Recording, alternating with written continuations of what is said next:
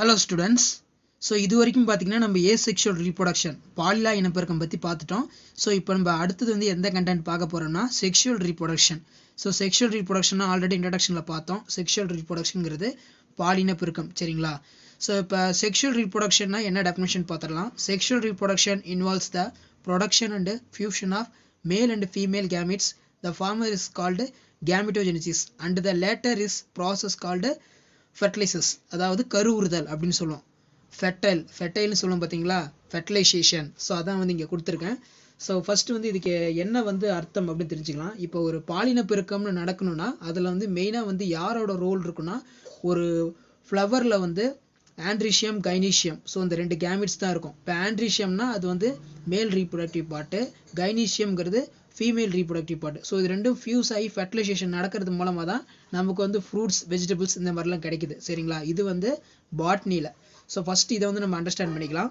Sexual reproduction involves the production of fusion of male gametes female gametes. இங்கே male கேமிட்ஸுங்கிறது androecium, female கேமிட்ஸுங்கிறது gynoecium. So இது ரெண்டும் fuse ஆகி ஆகிற ஒரு ஈவெண்ட் பேர் கேமிட்டோஜெனிசிஸ் சரிங்களா.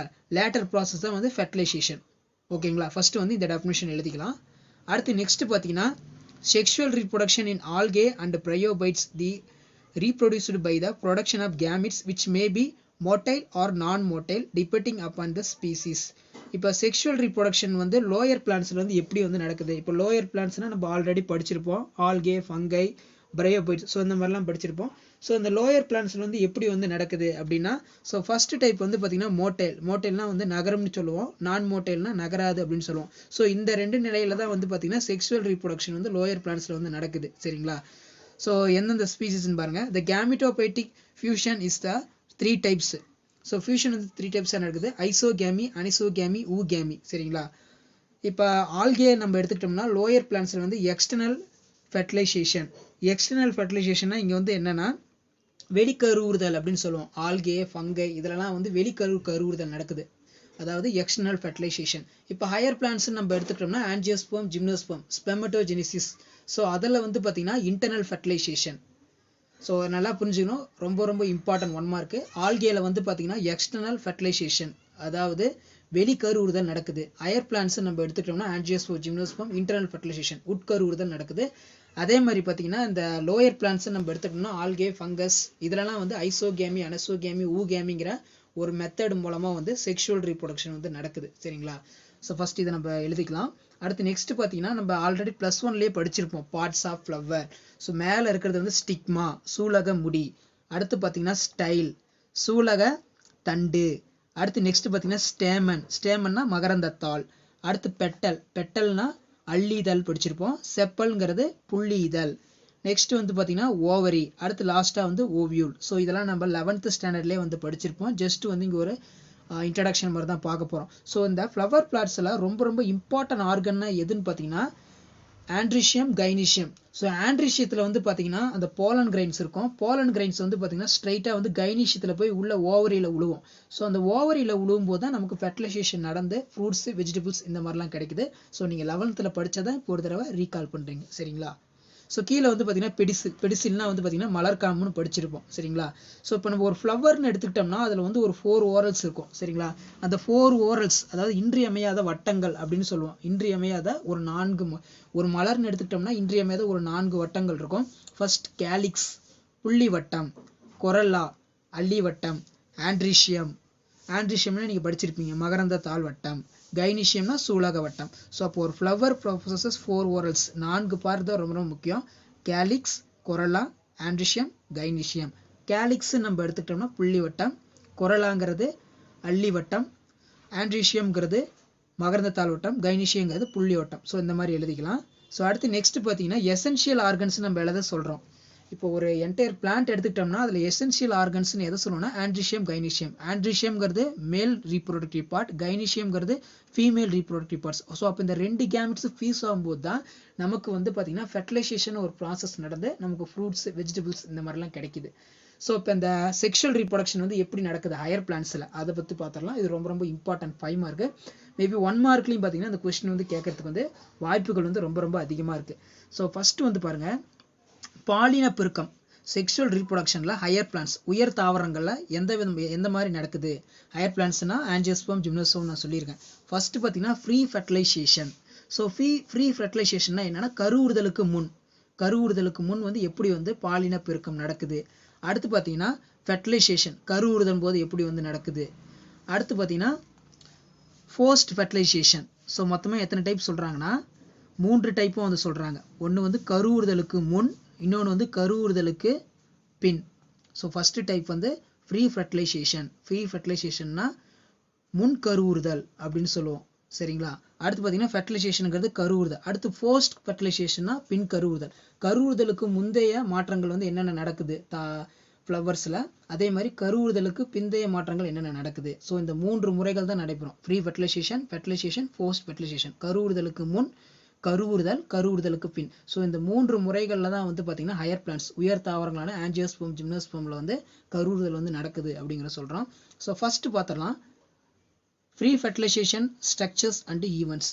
ஸோ ஃபர்ஸ்ட் ஃப்ரீ ஃபெர்டிலைசேஷன்னா என்ன? அதாவது கருவுறுதலுக்கு முந்தைய அமைப்புகள் வந்து என்னென்ன நடக்குது.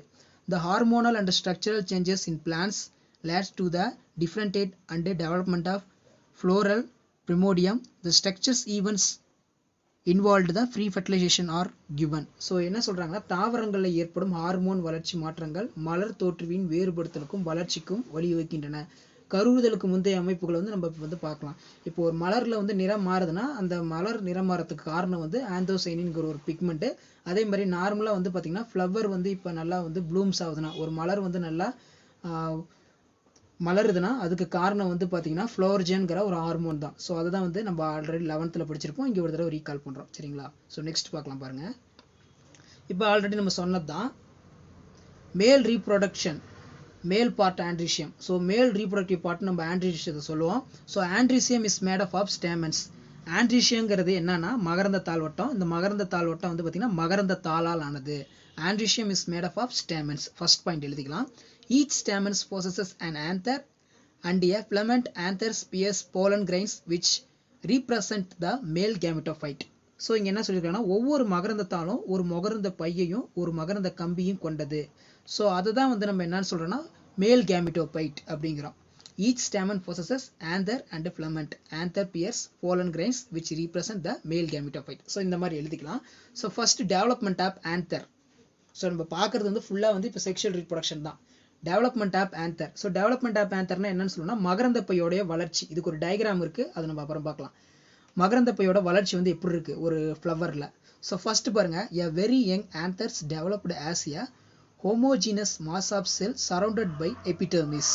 ஸோ இங்கே ஃபர்ஸ்ட் வந்து என்ன கொடுத்துருக்காங்கன்னா மிகவும் இளம் நிலை மகரந்த பை புறத்தூளால் சூழப்பட்ட ஒருபடித்தான செல் திரளால் ஆனது.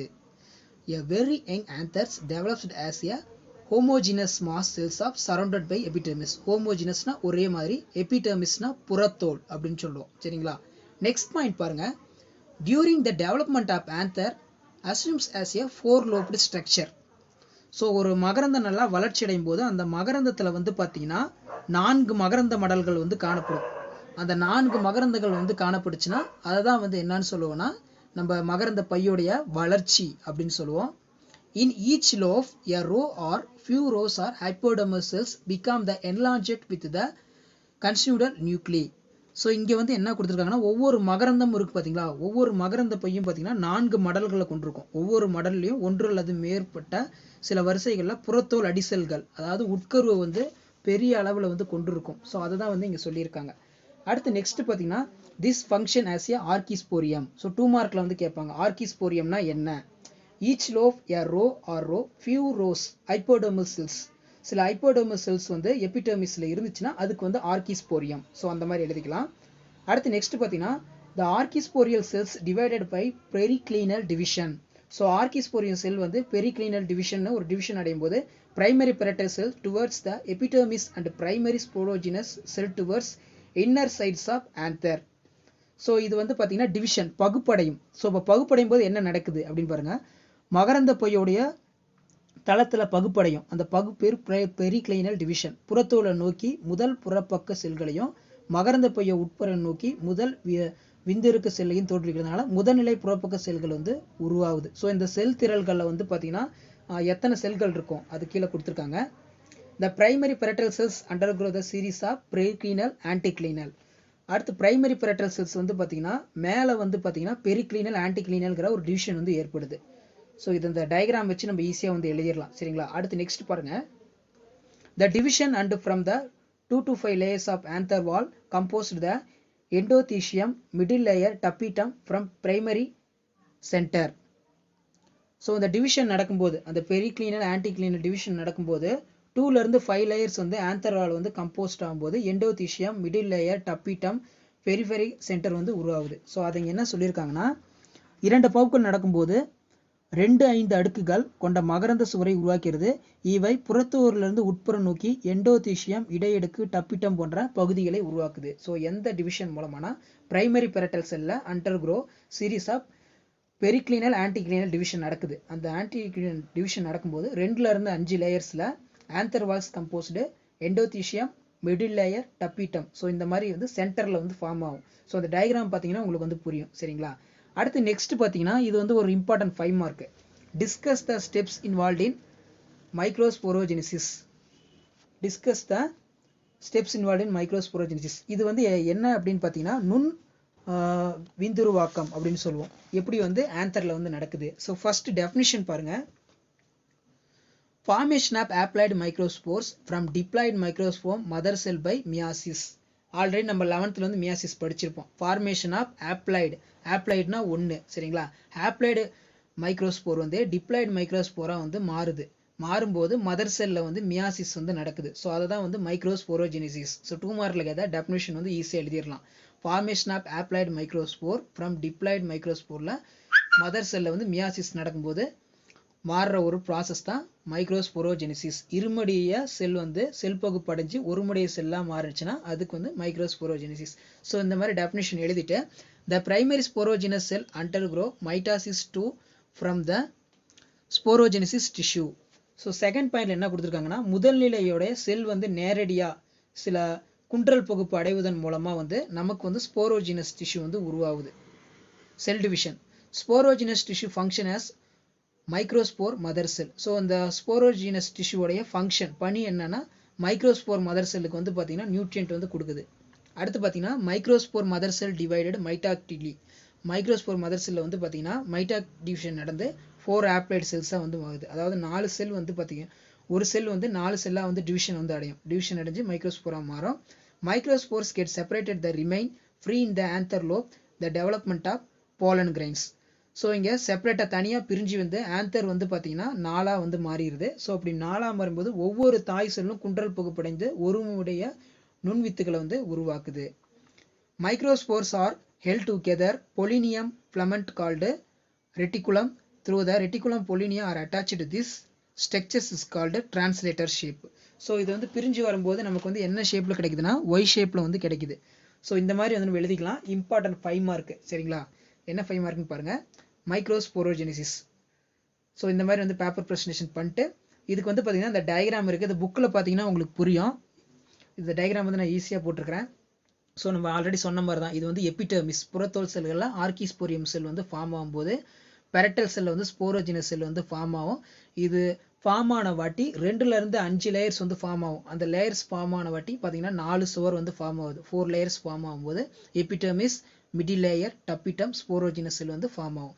ஸோ மெயின் கான்செப்ட் எபிடெர்மிஸ் செல்லில் வந்து ஆர்கிஸ்போரியஸ் செல் ஃபார்ம் ஆகும்போது தான் பிரைமரி பெரட்டல் செல் ஃபார்ம் ஆகும். அந்த பிரைமரி பெரட்டல் செல் ஃபார்ம் ஆகும்போது பெரிக்ளினல் ஆன்டிக்ளினல் அப்படிங்கிற 2 செல் டிவிஷன் நடக்கிறதுனால நமக்கு 2ல இருந்து 5 அடுக்கு கொண்ட ஒரு மகரந்த சுவர் வந்து உருவாகும். ஸோ அந்த சுவர் உருவாகும் போது புறத்தோரிலிருந்து உட்புறம் நோக்கி எண்டோதீசியம் இடையடுக்கு டப்பிட்டம் போன்ற பகுதிகள் வந்து உருவாகும். ஸோ இந்த மாதிரி வந்து நீங்கள் பேப்பர் ப்ரெசன்டேஷன் பண்ணிக்கோங்க. இது வந்து ரொம்ப ரொம்ப இம்பார்ட்டன்ட் 5 மார்க்கு. ஒரு தடவை படித்து எழுதி பார்த்துக்கோங்க. Thanks students.